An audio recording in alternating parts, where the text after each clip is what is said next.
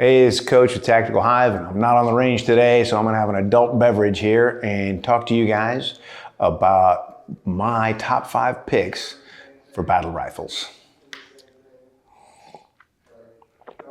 All right, starting off with number 5, I picked the G3 by H&K. Now, this is a very robust, reliable weapon, and it's still in use today. It's a direct descendant from the late World War II, when the Germans invented this roller delay locking system, right? Like I said, it's reliable, and it has no gas system. It's basically blowback. So that increases its reliability, but it also, man, that thing kicks like a mule. So your follow-up shots are always going to be slower. It's always going to go off though. That thing goes bang every time, guaranteed. Other issues, it's heavy, but it's also the ergonomics are an issue. The G3s had a paddle release for the magazine, but your safety selector was not designed to really, your thumb has to be, 6 inches long in order to operate the damn thing.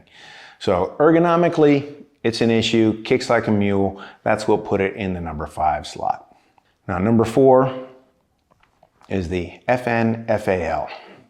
And a bunch of people out there are going, oh my God, no, it should be higher on the list. It was the right arm of the free world for decades.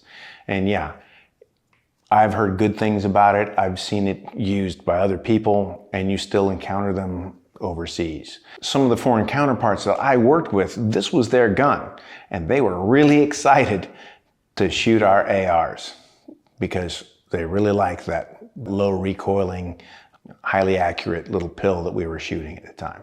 So that was the big thing. They didn't really like the 7.62 as much. They wanted the smaller, lighter recoiling round. But still, they put it to good use around the world. It's a damn fine gun, very reliable. Again, G3 and the FNFL 20 round magazines, but that's what you're going to find most of the time with their 7.62 battle rifles. Number 3 might be a little controversial here because I picked the M14. The reason I picked the M14 as number 3 is I have experience with it. I grew up with this thing. When I showed up at SEAL Team 5, that's what we had. And again, got to remember, back then, bullet technology at the time was not what it is today. So bigger was better. The thing I didn't like about the M14 is that it was too long. The barrel was too long. So I went out and bought my own M1A, because you couldn't put the damn M14 on full auto anyway, not controllably. So I had a semi-automatic M1A that I carried for 3 platoons that looked just like my platoon mates, but because I was a point man, I wanted a shorter barrel that I could reach past and move stuff around and all that. But at the time, I remember I was a toss-up between buying an FAL and the M1A. M1A won out because other guys in the platoon would have the same magazine and spare parts were going to be readily available. So that's what won out. That's why it's at the number 3 spot. Number 2 is the AR-10. Now the AR-10, it predates the AR-15, but again, the other thing that we grew up on was with the M16. The ergonomics of the M16 are, well, they're what everybody uses. The ergonomics of the AR-10 are exactly the same. The gun's a little heavier, but it shoots a bigger round. Everything else is the same. There's a lot of different parts you can put on it that are interchangeable. Fire control, pistol grips, buttstocks, all these things you can pretty much interchange between the two. And it's a good, solid gun. It still works. The direct impingement system works just fine. And I mean, hell, this is my list, so if you don't like it, go make your own. Now, number 1, in the number 1 spot, I got the SCAR, okay? Full disclosure, I was part of the SCAR program. I was the NSW representative for the SCAR program. So a lot of the, well, I wouldn't say a lot, the engineers designed most of it, but there was a few things that I put in, like the, you like the folding front sight? That was me. You like the fact that the buttstock goes down, not up when you take it apart, so you don't have to take your optics off? That was me.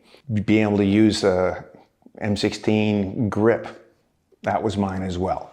So I had some little influence over this thing, and I was part of the testing program.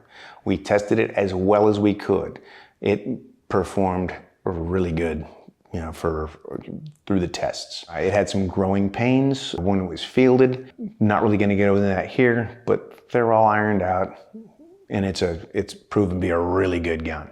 The next one that will be on the list is going to be the new one from SIG, because we've improved.